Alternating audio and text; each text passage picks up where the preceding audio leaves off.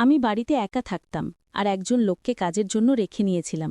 প্রতি রাতে খাবার পর আমি সবসময় জ্ঞান হারিয়ে ফেলতাম।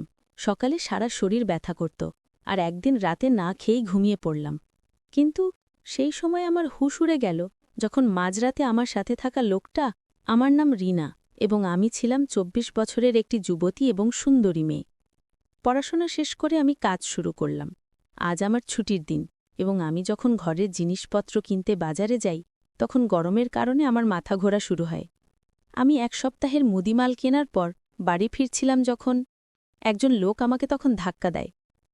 আমার খুব লজ্জা লেগেছিল, আমার কারণে তার খুব জোরে লেগে গিয়েছিল। গরমের কারণে তিনি ঘামছিলেন। আমি ওই লোকটির কাছে ক্ষমা চাইলে সে বলল, বোন, আমার কাজের খুব দরকার। আগে একটা দোকানে আমি কাজ করতাম, কিন্তু পরে সেই দোকান বন্ধ হয়ে যায় আর আমি বেকার হয়ে যাই। আমি প্রতিদিন কাজের খোঁজে বাজারে আসি, কিন্তু আমার বয়স দেখে কেউ আমাকে কাজ দেয় না। খুব খারাপ অবস্থায় আমি আমার জীবন চালাচ্ছি। আপনি আমার একটু উপকার করুন। আপনি যে কাজ বলবেন আমি সেটাই করব। লোকটা জোর করে আমার হাত থেকে জিনিস ভরা ব্যাগগুলো কেড়ে নিজের হাতে নিল আর বলল, বোন, আমি আপনাকে গাড়ি পর্যন্ত ছেড়ে দেব, আপনি আমাকে কিছু টাকা দিয়ে দেবেন। লোকটার ওই রকম অবস্থা দেখে তার জন্য আমার দয়া হল। সে আমার বাবার বয়সী ছিল, তার মুখ আমাকে আমার বাবার কথা মনে করিয়ে দিল। লোকটি খুব ভালো কথা বলেছিল এবং মনে হয়েছিল সে একটি ভালো বাড়ির লোক। পরিস্থিতি তাকে এমন পর্যায়ে নিয়ে এসেছিল যে সে আমার কাছে চাকরি চাইতে বাধ্য হয়েছিল। আমি বললাম, বাবাজি, ঠিক আছে, আমি তোমাকে আমার বাড়ির কাজের জন্য রাখব। আমার এমন একজন লোক দরকার যে আমার জন্যে বাড়ির জিনিসপত্র আনবে এবং বাড়ির ছোট বড় কাজগুলোও করবে। তোমার আপত্তি না থাকলে তুমি আমার সাথে চলো। আমার কথা শুনে লোকটার মুখে হাসি ফুটে উঠল। আমি বাবাজিকে তার বাড়ির কথা জিজ্ঞেস করলে বাবাজি বলেন যে তিনি অন্য শহর থেকে এখানে চাকরি করতে এসেছেন এবং তার মেয়ের বিয়ের জন্য কঠোর পরিশ্রম করছেন। প্রত্যেক বাবার মতো তিনিও চেয়েছিলেন তার মেয়েকে পৃথিবীর সব সুখ দিতে। তার কথা শুনে আমার চোখে জল এসে গেল। আমি বাবাজিকে সান্ত্বনা দিলাম যে আপনি চিন্তা করবেন না, সব ঠিক হয়ে যাবে। বাড়ি এসে বাবাজিকে কিছু ঘরের কাজ বুঝিয়ে দিলাম। আমি বাবাজিকে দিয়ে কিছু ঘর পরিষ্কারের কাজও করাতে চেয়েছিলাম। আমার ঘর খুব নোংরা হতো না, কিন্তু পরিষ্কার করার সময় আমার থাকত না। বাবাজি আমাকে বলেছিলেন যে তিনি খুব ভালো খাবারও রান্না করতে জানেন এবং তিনি নিজে থেকেই আমার জন্য খাবার তৈরি করবেন বলে জানালেন। আমি নিজে একটা চাকরি করা মহিলা ছিলাম, তাই আমি বাবাজিকে বলেছিলাম যে এখন থেকে আপনি বাড়ির সমস্ত দায়িত্ব পালন করুন। আমি আপনাকে খুব ভালো বেতন দেব। আমার কাছে টাকা পয়সার অভাব ছিল না, কিন্তু আমি একাকী জীবনযাপন করছিলাম এবং আমি চাকরির পাশাপাশি ঘর দেখাশোনা করতে করতে খুব ক্লান্ত হয়ে পড়তাম। সেই কারণেই আমি বাবাজিকে খুশি মনেই রেখে নিয়েছিলাম, কারণ তিনি আমার কাছে তাকে খুব ভালো মানুষ বলে মনে হয়েছিল। বাড়িতে তখন একটা ঘর দিয়ে দিলাম বাবাজিকে। এত বড় বাড়িতে আমি একা থাকতাম। অনেক বছর আগে আমি আমার বাবা মাকে ছেড়ে আলাদা হয়ে যাই। ঘরের চার দেওয়াল আর আচার অনুষ্ঠান আমার একদম ভালো লাগত না।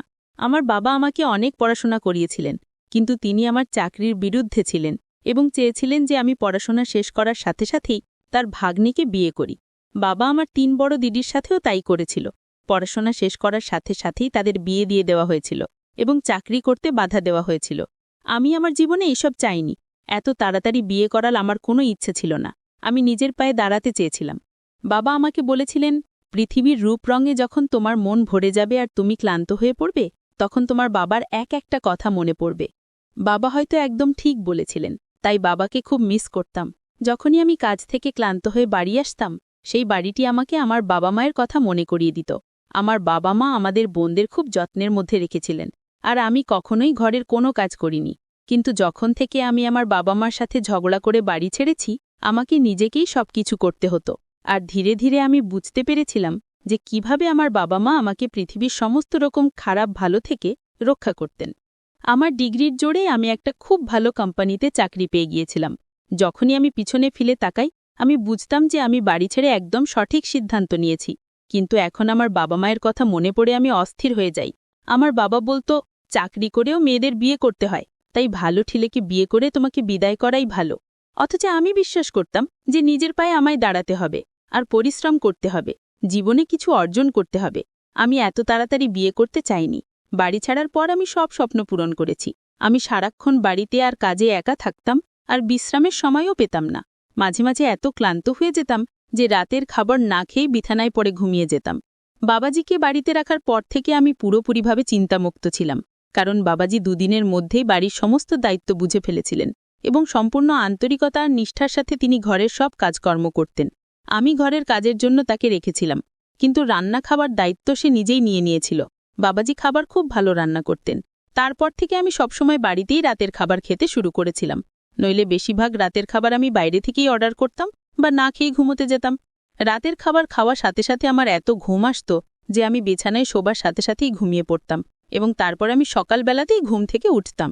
বাবাজির আসার পর থেকে আমি আমার ঘুম নিয়ে খুব চিন্তিত ছিলাম, কারণ আগে সারা রাত বিছানায় শুয়েও কিছুতেই ঘুম আসত না। ক্লান্তির কারণে আমার সারা শরীর ব্যথা করত, কিন্তু বাবাজির আসার পর আমি খুব আরাম পেয়ে গিয়েছিলাম এবং আমার খুব ভালো ঘুম আসতে লাগল। তাকে নিয়োগের মাত্র 15 দিন হয়েছিল, সবকিছু খুব ভালো চলছিল। একদিন রাতে আমার কিছু অফিসের কাজ ছিল, তাই আমি খাবার একপাশে রেখে প্রথমে কাজ করতে লেগে গেলাম। কিছুক্ষণের মধ্যে বাবাজি ঘরে ঢুকলেন। আমি বাবাজির দিকে তাকিয়ে জিজ্ঞেস করলাম, এত রাতে এখানে কি করছেন? তিনি বলতে লাগলেন যে, আমার মনে হলো যেন আপনার শরীর ভালো নেই, আপনার ঘরের আলো জ্বলেছিল বলে দেখতে এসেছি, কারণ তোমাকে নিয়ে আমি চিন্তায় পড়ে গিয়েছিলাম।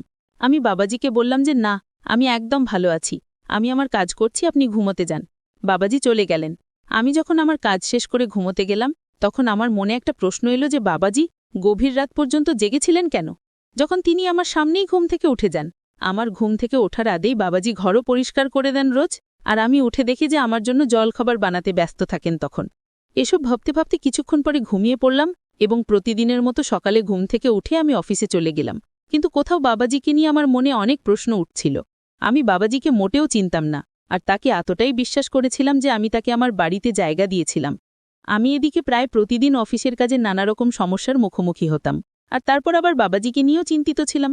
যাই হোক, বাবাজি খুব ভালো কথা বলতেন এবং বাড়ির কাজও মন দিয়ে করতেন, তাকে নিয়ে আমার কোনো সমস্যা ছিল না। তবে গতরাতের কথা আমাকে কিছুটা বিভ্রান্ত করেছিল। সন্ধ্যায় আমি বাড়ি ফিরলে বাবাজি সঙ্গে সঙ্গে চা বানিয়ে আমার ঘরে নিয়ে আসেন। আমি বাবাজিকে জিজ্ঞেস করলাম তার পরিবারের সদস্যরা কেমন আছেন আর তার বিয়ের কবে। বাবাজি নিজেই বলতে শুরু করলেন যে তার পরিবারের সদস্যরা গ্রামে থাকেন আর বাবাজি শহরে এসে থাকে অনেক বছর কেটে গেছে। এই কাজই তিনি করেন এবং বছরে একবার তার বাড়িতে যান। তার মেয়ের বিয়ের 6 মাস বাকি এবং বাবাজিকে তার মেয়ের বিয়ের প্রস্তুতি নিতে হবে, এজন্য তার টাকার প্রয়োজন।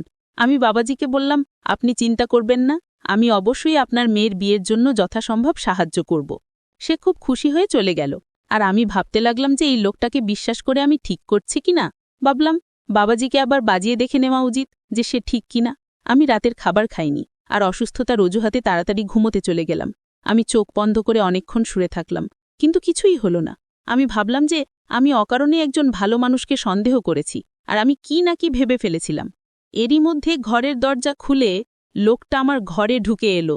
আমি দরজায় ভিতর থেকে তালা লাগিয়ে শুয়েছিলাম, কিন্তু ঘরের বাড়তি চাবি দিয়ে ঘরের দরজা খুলেছিল ওই লোকটা। আমার শ্বাস বন্ধ হয়ে গেল। এত রাতে সে আমার ঘরে কি করতে এসেছিল জানি না। আমাকে ঘুমোতে দেখে সে ঘর থেকে বের হয়ে গেলে আমি যেন প্রাণ ফিরে এলাম। উফ! কিন্তু এমন সময় আমার পায়ের তলা থেকে মাটি সরে গেল যখন অমুক লোকটি ওই লোকটির পিছনে ঘরে এলো, যাকে আমি খুব ভালো করেই চিনতাম। আর আমি বিশ্বাস করতে পারছিলাম না যে সেই মানুষটিও মাঝরাতে আমার বাড়িতে থাকতে পারে। লোকটা আমার বিছানার কাছে এসে আমার পাশে বসল।